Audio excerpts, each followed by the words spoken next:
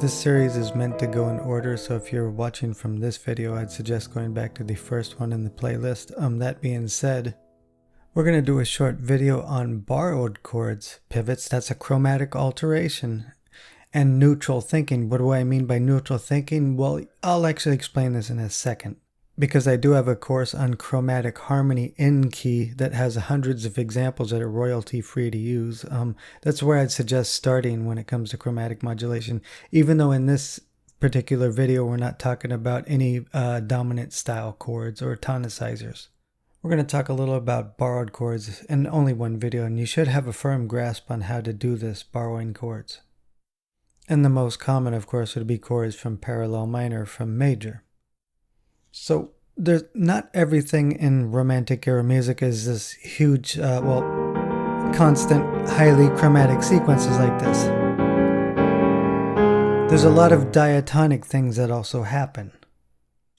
For neutrality, this is what I mean. When I started to look at things from different angles, especially when it comes to this late Romantic, highly chromatic music, I started to understand it better. So we're going to deal with the minor borrowed 4, that's it. Now here's where I'm saying think neutrally. Well, an F minor is diatonic to an E flat as the 2 chord, A flat as the 6 chord, and D flat as the 3 chord diatonically. That's thinking of that F minor chord as neutral. So diatonically it could pivot to any of those 3 keys. And when you look at every single chord you land on in any sequence as neutral, your perception and options will change. So we're going to go from C to E flat first. Just using that F minor actually gives us a nice 2, 5, 1 cadence to E flat. So it's very simple to go from C to E flat from that F minor pivot. C major. Let's pivot.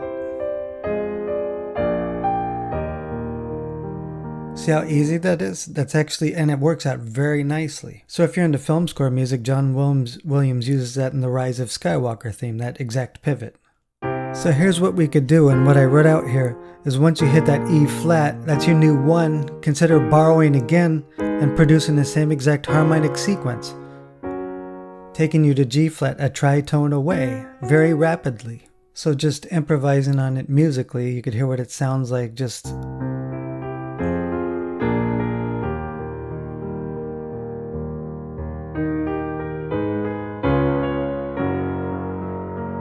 So remember, anytime you're learning a modulation, try to at least make it somewhat musical, because that's what makes modulations work, not just a series of chords. So let's move on to the next example, still using that 4 chord. It's the 6th chord of A minor, so this is actually very straightforward. And then we're going to take that same procedure and repeat it, rapidly taking us to E. You notice C sharp minor is the enharmonic 4 of A flat, so just making it musical.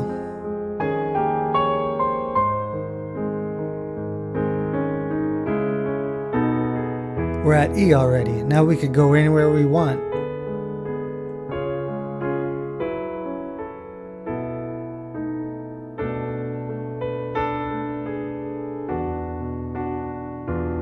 So I'll go ahead and stop here. So you'll notice these sequential patterns that repeat help hold these modulations together as well, besides musical timing and whatnot. So you go rapidly from C to E major.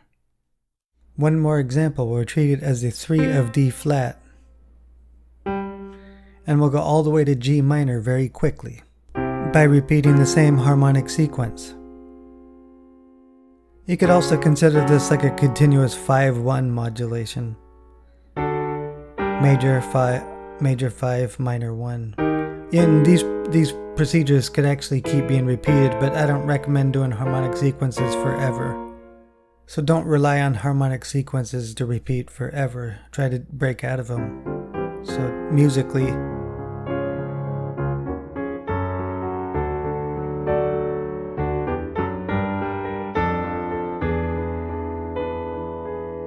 so breaking out and not continuously doing that over, just ended up in A.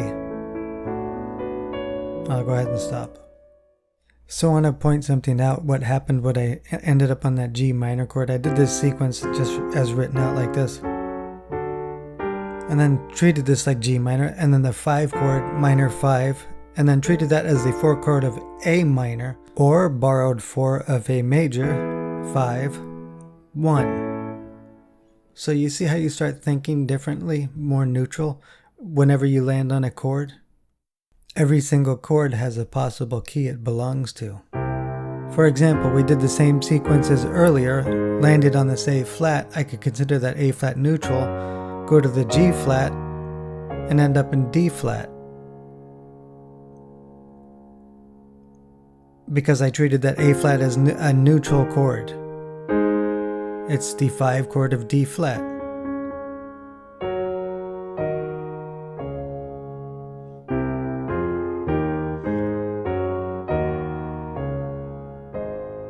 So start thinking neutrally like that whenever you land on a chord.